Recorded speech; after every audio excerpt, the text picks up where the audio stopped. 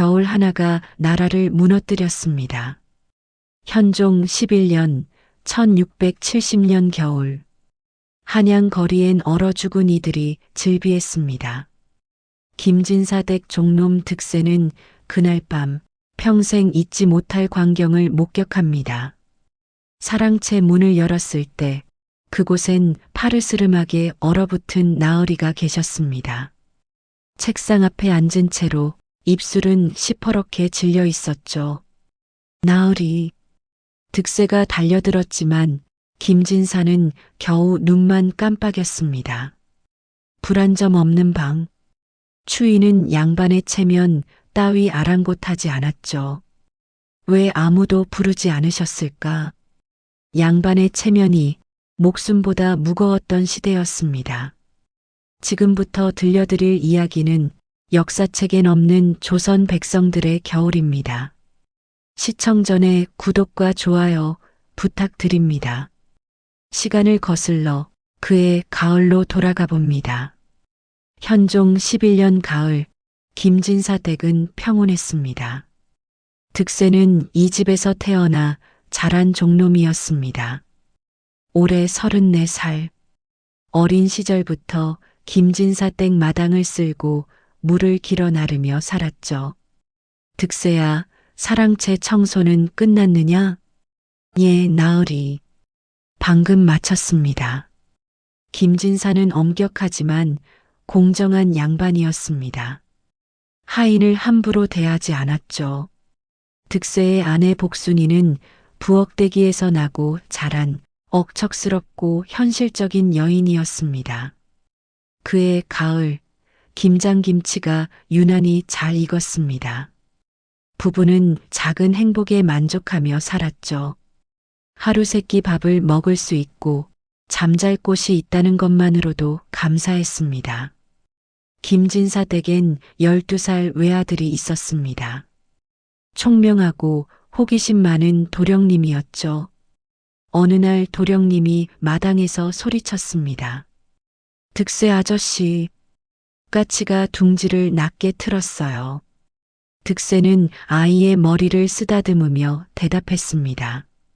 옛 어른들 말씀이 까치가 둥지를 낮게 틀면 그의 겨울이 춥다고 하셨지요. 가슴 한구석이 묘하게 무거웠습니다. 그의 가을엔 이상한 징조들이 많았습니다.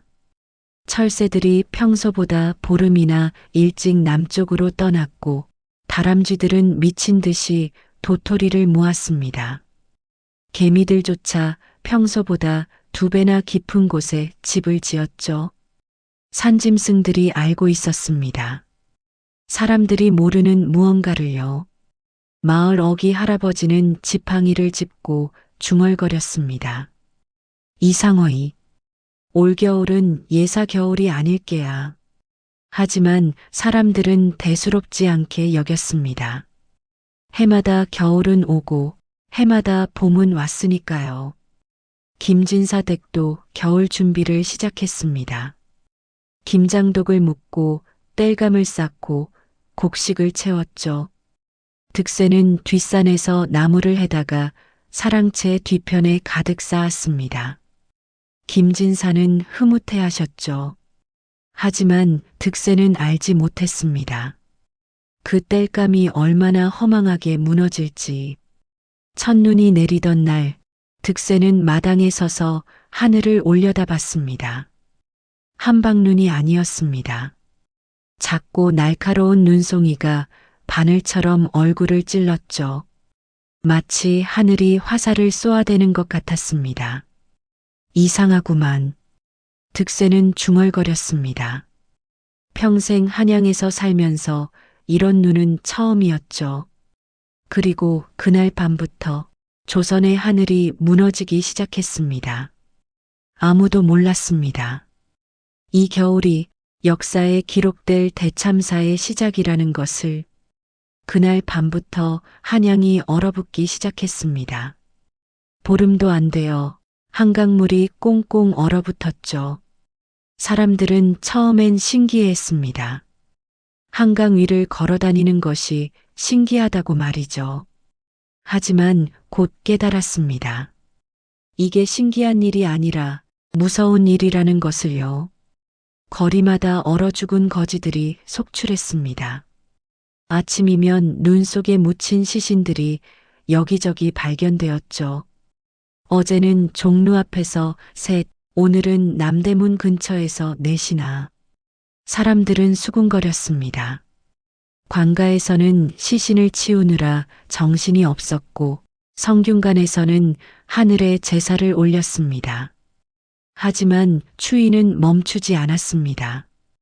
김진사 댁도 달라지기 시작했습니다. 땔감이 빠르게 줄어들었죠. 평소 같으면 한 달은 버틸 양이 보름 만에 바닥을 드러냈습니다. 복순이가 걱정스럽게 말했습니다. 나무를 더 해와야겠어요. 득세는 고민에 빠졌습니다. 뒷산엔 이미 나무가 거의 없었죠. 온 동네 사람들이 나무를 베어갔으니까요. 땔감이 없으면 죽습니다. 추위에 얼어 죽거나 밥을 짓지 못해 굶어 죽거나. 다음 날 새벽 득세는 산으로 향했습니다. 더 깊은 산속으로 들어가야 했습니다. 다른 사람들이 가지 않은 곳까지. 산속은 죽음처럼 고요했습니다. 득세는 도끼를 들고 나무를 베기 시작했죠. 손이 곱아서 힘들었지만 멈출 수 없었습니다. 한 짐, 두 짐 묶었습니다. 그때였습니다. 갑자기 하늘이 어두워지더니 눈보라가 몰아쳤습니다. 앞이 보이지 않았죠. 득세는 나무 밑에 몸을 숨겼습니다. 추위가 뼈를 파고들었습니다. 이대로 죽는 건가? 득세의 머릿속에 복순이 얼굴이 떠올랐습니다. 그리고 도령님의 웃는 얼굴도. 아니야, 아직 죽을 수 없어. 득세는 이를 악물고 일어섰습니다. 눈보라 속을 헤치며 앞으로 나아갔죠. 얼마나 걸었을까요? 어느새 김진사 댁 대문이 보였습니다. 득세는 그대로 쓰러졌습니다. 득세야, 득세. 복순이의 다급한 목소리가 들렸습니다. 얼마 후 득세는 부엌 아궁이 앞에서 정신을 차렸습니다. 복순이가 울먹이며 말했습니다. 당신이 죽는 줄 알았잖아요. 나무는 다 버렸어요. 눈 속에 얼어붙어서 쓸 수가 없더라고요. 득세는 허탈하게 웃었습니다. 죽을 고비를 넘기고 베어온 나무가 그렇게 사라진 것이었죠. 그날 저녁 김진사가 득세를 불렀습니다. 득세야, 예, 나으리. 오늘 고생이 많았다고 들었다. 목숨을 걸고 나무를 해온 그 마음 내가 잘 알고 있다. 김진사의 목소리가 평소와 달리 부드러웠습니다. 땔감 걱정은 하지 마라. 내가 관가에 부탁해서 어떻게든 구해올 테니. 하지만 득세는 알고 있었습니다. 관가도 땔감이 없다는 것을, 양반 대감들도 추위에 떨고 있다는 것을. 이 겨울은 신분과 재산으로도 어찌할 수 없는 재앙이었습니다. 그리고 이건 시작에 불과했습니다. 진짜 지옥은 이제부터였으니까요. 섣달 보름이 지나고 추위는 더욱 악랄해졌습니다. 한양성 안에 역병이 돌기 시작했죠. 기침 소리가 골목마다 울려 퍼졌고 열이 나서 쓰러지는 사람들이 속출했습니다. 의원들은 손을 저었습니다. 약재가 없습니다. 인삼도 대추도 생강도 모두 바닥났소. 추위와 배고픔으로 약해진 몸에 역병은 무자비하게 파고들었습니다. 김진사 댁도 예외는 아니었습니다. 어느 날 아침 도령님이 자리에서 일어나지 못했습니다. 으흐, 으흐흐. 신음소리가 안채에서 들려왔습니다. 김진사 부인이 다급히 소리쳤습니다. 의원을 불러오너라. 당장 의원을. 득세가 종종 걸음으로 달려갔지만 의원은 오지 않았습니다. 의원 댁도 그 옆집도 모두 병들어 있었죠. 빈손으로 돌아온 득세에게 김진사가 고개를 떨구었습니다. 평생 처음 보는 나약한 모습이었죠. 그날 밤 김진사 부인은 안채 문을 굳게 닫았습니다. 복순이가 약재를 가져가려 하자 부인이 차갑게 말했습니다. 물러가거라. 종놈 주제에 감히 입을 놀리느냐. 복순이는 고개를 숙일 수밖에 없었습니다. 득세도 그날부터 열이 나기 시작했습니다. 기침이 멈추지 않았고 온몸이 칼로 베는 듯 아팠죠. 복순이는 울면서 득세를 간호했습니다. 득세는 희미하게 웃으며 복순이 손을 잡았죠. 복순이는 눈물을 훔치며 따뜻한 물이라도 먹이려 부엌으로 갔습니다. 하지만 부엌에도 물이 없었습니다. 우물이 얼어붙어서 물을 길어 올릴 수가 없었죠. 복순이는 눈을 녹여서 물을 만들었습니다. 손이 시려서 감각이 없었지만 멈출 수 없었죠. 안채에서는 도령님의 기침 소리가 계속 들렸습니다. 김진사는 밤새도록 도령님 곁을 지켰습니다. 불경을 읽으며 하늘에 빌었죠. 양반 어른이 울고 있었습니다. 득세는 사랑채 창문 너머로 그 모습을 보았습니다. 나으리도 사람이시구나. 득세는 그제야 깨달았습니다. 양반도 상놈도 자식 앞에선 그저 애비일 뿐이라는 것을요. 며칠이 지났습니다. 도령님의 열이 조금씩 내리기 시작했습니다.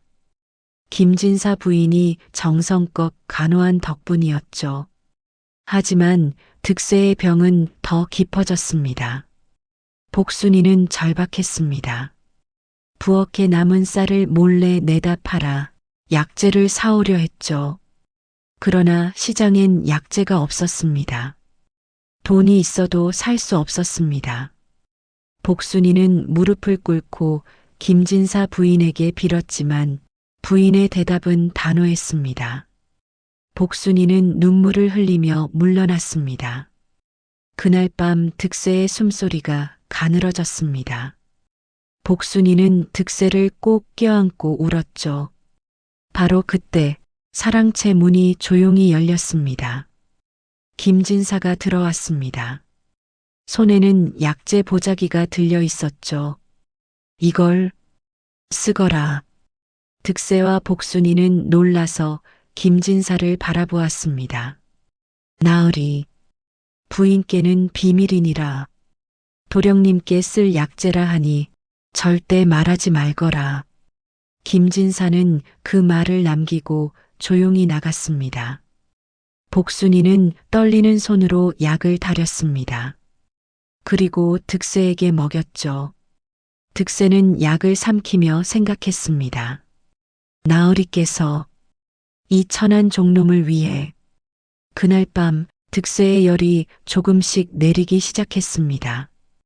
김진사의 은혜로 득세는 죽음의 문턱에서 돌아올 수 있었습니다. 하지만 한양거리엔 돌아오지 못한 사람들이 너무 많았습니다. 역사는 기록하고 있었습니다.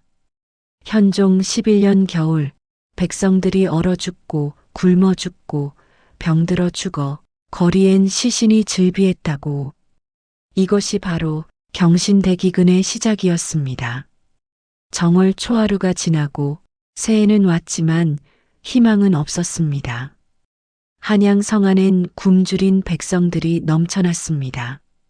곡식값은 천정부지로 치솟았고 돈이 있어도 살 곡식이 없었죠.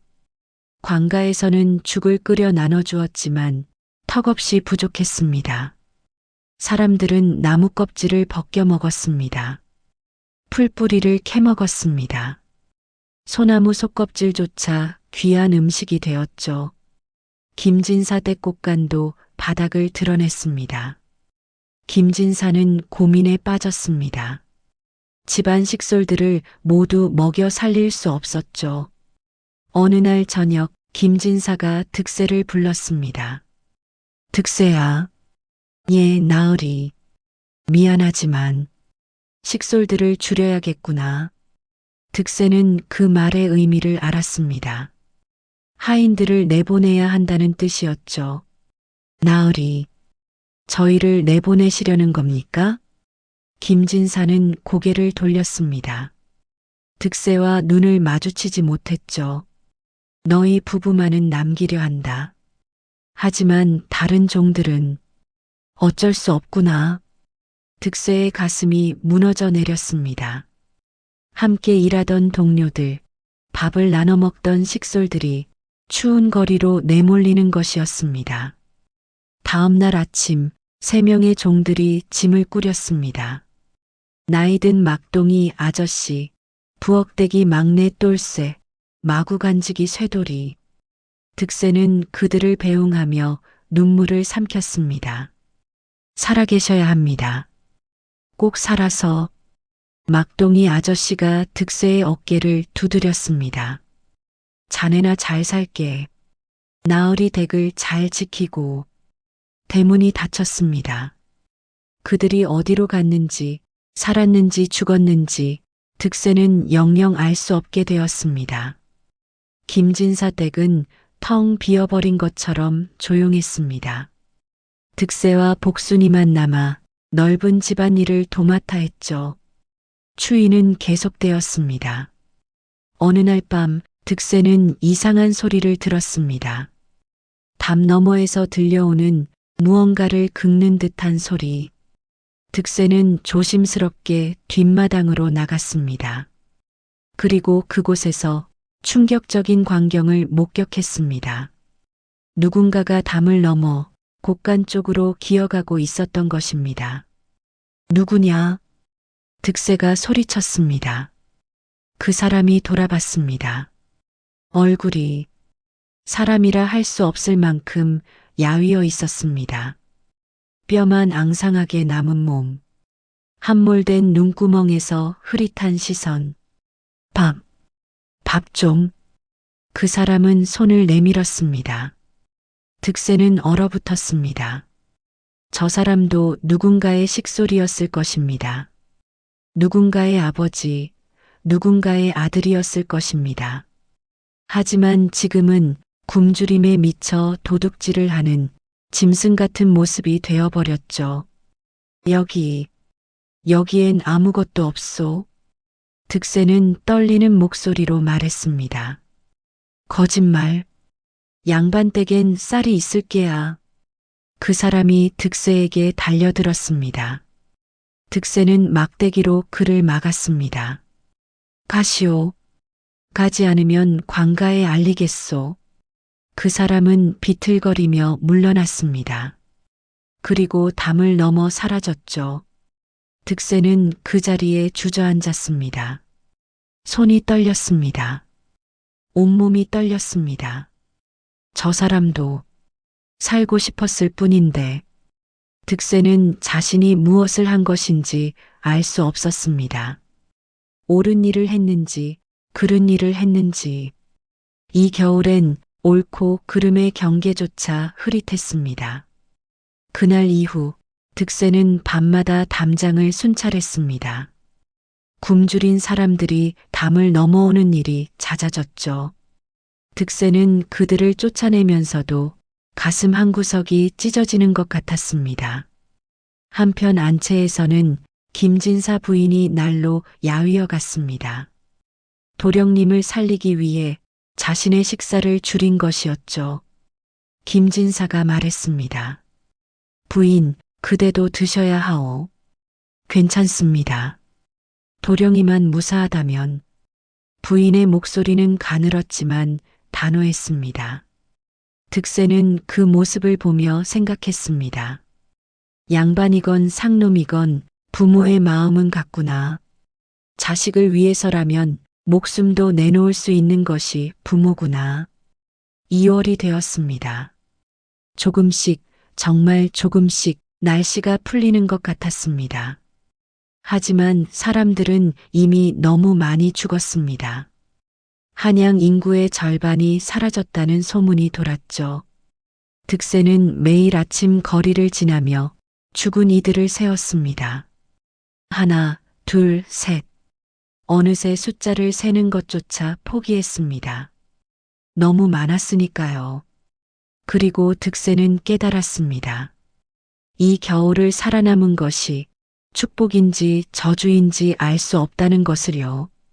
살아남은 자들은 죽은 자들의 얼굴을 평생 기억해야 했습니다. 그 죄책감을 안고 남은 생을 살아가야 했습니다. 득세는 하늘을 올려다보며 중얼거렸습니다. 봄이여, 제발 빨리 오소서. 하지만 봄은 여전히 멀기만 했습니다. 2월 보름날 밤. 그날은 겨울 내내 가장 추운 밤이었습니다.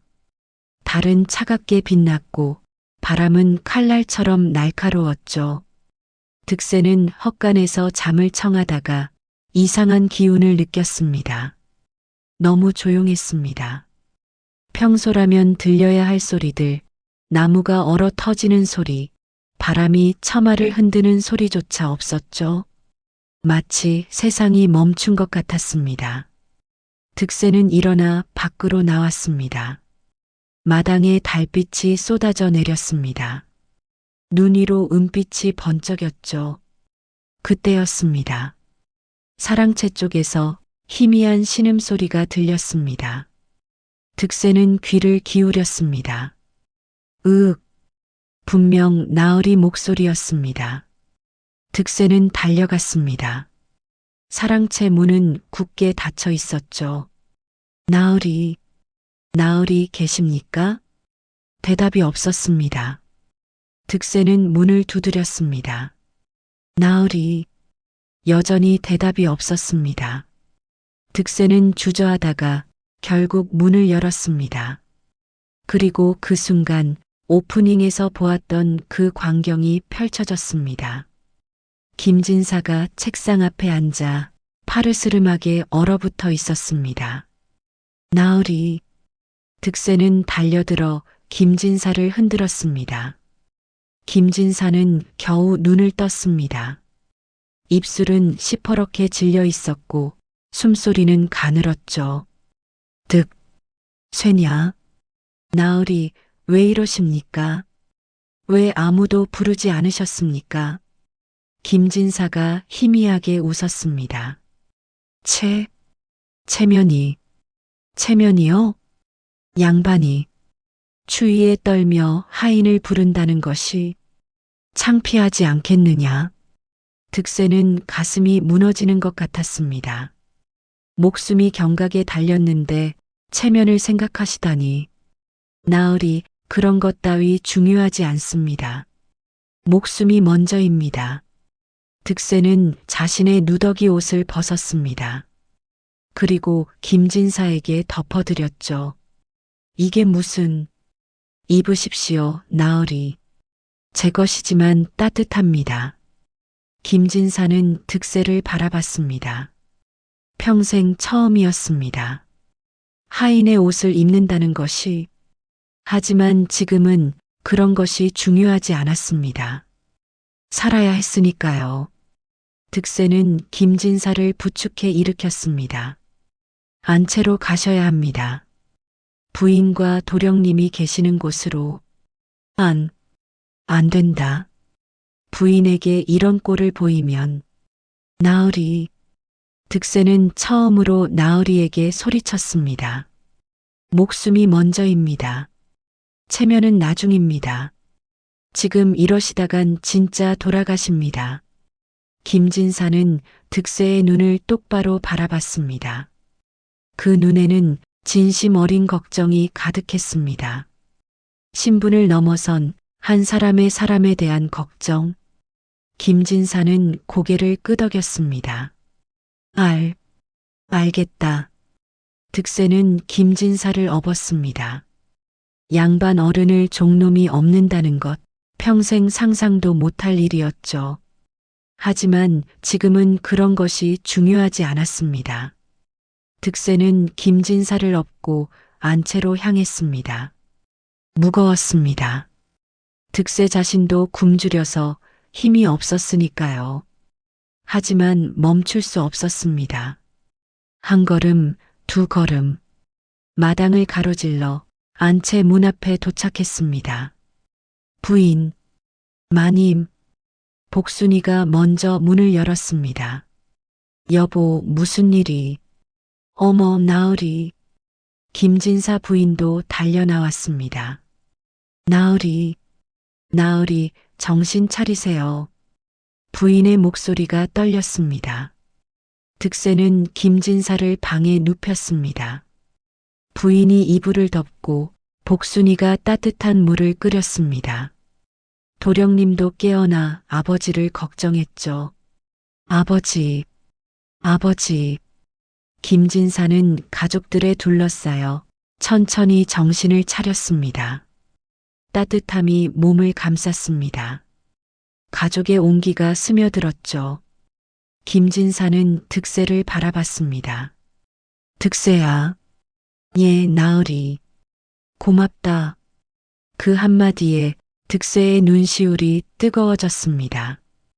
평생 처음 들어보는 나으리의 감사 인사였습니다. 아닙니다, 나으리. 당연한 일을 했을 뿐입니다. 김진사는 고개를 저었습니다. 아니다. 너는 내 목숨을 구했다. 부인도 득세를 바라봤습니다. 득세, 정말 고맙구나. 내가 아니었다면. 부인의 눈에도 눈물이 맺혔습니다. 득세는 고개를 숙였습니다. 황송하옵니다, 마님. 그날 밤 김진사 댁 안채에는 신분을 넘어선 따뜻함이 흘렀습니다. 양반과 상놈, 주인과 종, 그런 경계가 무너지는 순간이었죠. 추위 앞에서, 죽음 앞에서 모두가 그저 한낱 인간일 뿐이었습니다. 그리고 그 인간들이 서로를 의지하며 살아남는 것. 그것이 바로 이 잔인한 겨울을 이겨내는 유일한 방법이었습니다. 다음 날 아침, 김진사는 득세를 불렀습니다. 득세야. 예, 나으리. 어젯밤 내가 한 말이 옳았다. 득세는 고개를 들었습니다. 목숨이 먼저고 체면은 나중이다. 나는 그것도 몰랐구나. 김진사의 목소리는 부드러웠습니다. 이 겨울이 지나면 너에게 은혜를 갚을 것이다. 득세는 고개를 저었습니다. 나으리, 은혜 같은 것은 필요 없습니다. 그저 나으리께서 건강하시면 그것으로 족합니다. 김진사는 득세를 바라봤습니다. 30년을 함께 살았지만 이제야 진짜로 보이는 것 같았습니다. 득세라는 사람이 얼마나 진실된 사람인지. 고맙다, 득세야. 정말 고맙다. 득세는 묵묵히 고개를 숙였습니다. 가슴이 뜨거웠습니다. 눈물이 날 것 같았죠. 하지만 참았습니다. 겨울은 아직 끝나지 않았으니까요. 아직 버텨야 했으니까요. 봄이 올 때까지.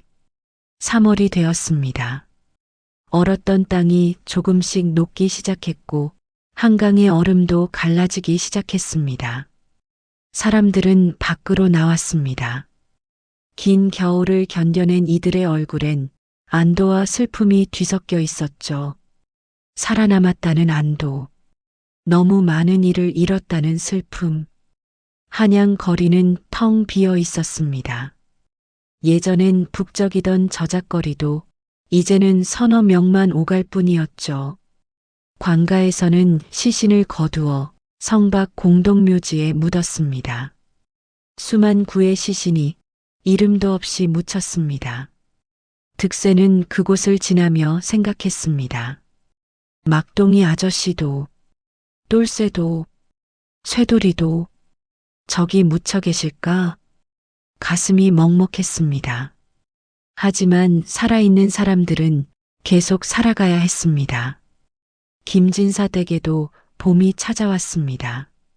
마당에 매화꽃이 피었고 처마 밑에 제비가 둥지를 틀었습니다. 도령님은 병에서 회복되어 다시 책을 읽기 시작했죠. 김진사 부인도 기력을 되찾았습니다. 모두가 조금씩 일상으로 돌아가고 있었습니다. 어느 따뜻한 봄날, 김진사가 득세를 사랑채로 불렀습니다. 득세야, 앉거라. 득세는 놀랐습니다. 나으리께서 종에게 앉으라니. 나으리, 황송하옵니다. 앉으라 했다. 김진사의 목소리는 단호했습니다. 득세는 조심스럽게 앉았습니다. 김진사가 문서 하나를 꺼냈습니다. 이것이 무엇인지 아느냐? 득세는 고개를 저었습니다. 그를 모르는 득세였으니까요. 이것은 너를 면천시키는 문서다. 천? 득세는 그 말의 의미를 이해하지 못했습니다. 김진사가 설명했습니다. 너는 이제 종이 아니다. 자유의 몸이 되는 것이니라. 득세의 머릿속이 하얘졌습니다. 종이 아니다? 자유의 몸? 평생 꿈도 꾸지 못했던 일이었습니다. 나으리. 이게 무슨, 너는 내 목숨을 구했다. 그 은혜를 갚고자 한다. 김진사의 목소리는 진지했습니다. 그리고 나는 깨달았다. 사람을 사람으로 부리는 것이 얼마나 잘못된 일인지. 득세는 눈물이 쏟아질 것 같았습니다. 나으리, 저는 바꿔라. 그리고 새로운 삶을 살아라. 김진사가 문서를 내밀었습니다. 득세는 떨리는 손으로 받았습니다. 하지만 나으리, 저는 여기를 떠나야 하는 겁니까? 김진사가 고개를 저었습니다. 아니다. 내가 원한다면 여기 남아도 된다. 다만 종으로서가 아니라 품삯을 받는 일꾼으로서. 품삯을요? 그렇다. 너의 노고에 대한 정당한 대가다. 득세는 더 이상 참을 수 없었습니다. 눈물이 주르륵 흘러내렸습니다. 나으리, 황송하옵니다. 득세는 바닥에 엎드려 절했습니다. 김진사가 득세를 일으켰습니다. 이제 내가 내게 절할 필요는 없다. 우리는 주인과 종이 아니니까. 하오나 나으리. 그래도 절하고 싶다면 친구로서 하거라. 친구.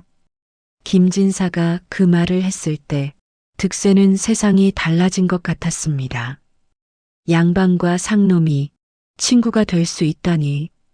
하지만 이번 겨울을 겪으며 둘은 이미 친구가 되어 있었습니다. 목숨을 나눈 사이, 서로를 의지한 사이. 그것이 바로 친구가 아니고 무엇이겠습니까? 득세는 일어나 김진사와 마주보며 절했습니다. 이번엔 종으로서가 아니라 친구로서 감사의 마음을 담아서.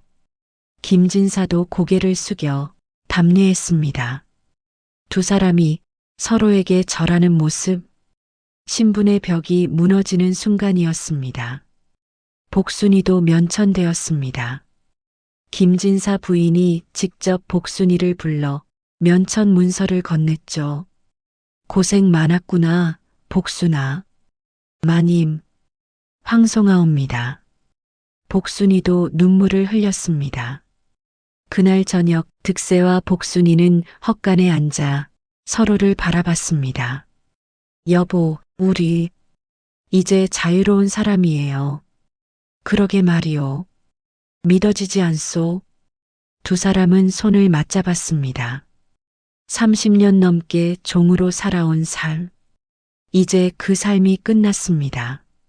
새로운 삶이 시작되는 것이었죠. 하지만 득세는 알고 있었습니다. 자유가 곧 행복은 아니라는 것을요. 여전히 먹고 살아야 했고 여전히 일해야 했습니다. 다만 이제는 자신의 의지로, 자신의 선택으로. 그것이 바로 자유의 의미였습니다. 다음 날 아침 득세는 김진사에게 말했습니다. 나으리, 아니, 김진사 나으리. 득세는 호칭을 고치려다 여전히 익숙한 말을 꺼냈습니다. 김진사가 웃었습니다. 나으리라 불러도 괜찮다.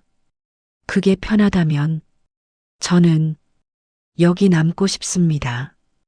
품삯을 받는 일꾼으로 김진사가 고개를 끄덕였습니다. 그래주면 고맙겠구나. 너 같은 사람을 잃고 싶지 않았다. 감사합니다, 나으리. 득세는 다시 일을 시작했습니다. 마당을 쓸고 물을 길어 나르고 사랑채를 청소했습니다. 예전과 같은 일이었습니다. 하지만 마음은 달랐습니다. 이제는 누군가의 소유물이 아니라 자신의 주인으로서 일하는 것이었으니까요. 봄은 깊어갔습니다. 매화가 지고 벚꽃이 피었습니다. 개나리가 노랗게 물들었고 진달래가 산을 붉게 물들였죠. 한양 거리에도 조금씩 사람들이 돌아왔습니다. 상처는 깊었지만 사람들은 다시 일어나고 있었습니다. 살아남은 자들의 의무. 그것은 죽은 자들의 목까지 열심히 살아가는 것이었습니다. 득세는 매일 아침 죽은 이들을 위해 기도했습니다. 막동이 아저씨, 똘새, 쇠돌이, 그리고 이름도 모르는 수많은 이들. 부디 좋은 곳에 가셨기를. 득세의 기도가 봄바람에 실려 날아갔습니다. 그 겨울이 지나고 조선은 달라졌습니다. 백성들은 더 강해졌고 양반들은 조금 더 겸손해졌습니다. 모두가 깨달았죠. 추위 앞에선 신분도 재산도 아무 소용없다는 것을. 진짜 중요한 것은 서로를 위하는 마음이라는 것을. 그리고 그 겨울의 기억은 조선 역사에 깊이 새겨졌습니다. 경신대기근. 100만 명이 죽은 조선 역사상 최악의 겨울. 하지만 동시에 사람들이 서로를 발견한 겨울이기도 했습니다. 역사는 기록하고 있습니다. 현종 11년부터 12년까지 경신대기근으로 조선 인구의 5분의 1이 사라졌다고. 실록에는 이렇게 적혀 있습니다. 거리에 시신이 즐비하고 살아남은 자들은 나무 껍질과 풀뿌리로 연명했다. 이는 개국 이래 가장 큰 참사였다. 하지만 역사책에는 적히지 않은 이야기들이 있습니다. 득세처럼 주인의 목숨을 구한 종놈의 이야기. 김진사처럼 체면을 버리고 인간이 된 양반의 이야기. 그리고 그 겨울을 견뎌낸 수많은 이름 없는 백성들의 이야기. 지금 우리가 살고 있는 이 순간 따뜻한 방에서 밥을 먹을 수 있다는 것. 그것이 얼마나 큰 축복인지 우리는 종종 잊고 삽니다. 350년 전 우리 선조들은 생존 그 자체를 위해 싸워야 했습니다. 추위와 굶주림 그리고 죽음과 맞서야 했죠. 하지만 그들은 포기하지 않았습니다. 서로를 의지하며 서로를 따뜻하게 하며 그 잔인한 겨울을 이겨냈습니다. 그래서 우리가 지금 여기 있는 것입니다. 만약 이 이야기가 마음에 와닿으셨다면 댓글로 여러분의 생각을 들려주세요. 오늘날 우리에게 필요한 따뜻함은 무엇일까요? 구독과 좋아요는 더 많은 이야기를 만드는 힘이 됩니다. 알림 설정도 해두시면 다음 이야기도 함께 하실 수 있습니다. 여러분, 오늘도 따뜻한 하루 보내세요. 그리고 기억하세요. 우리가 당연하게 여기는 이 따뜻함이 얼마나 소중한 것인지.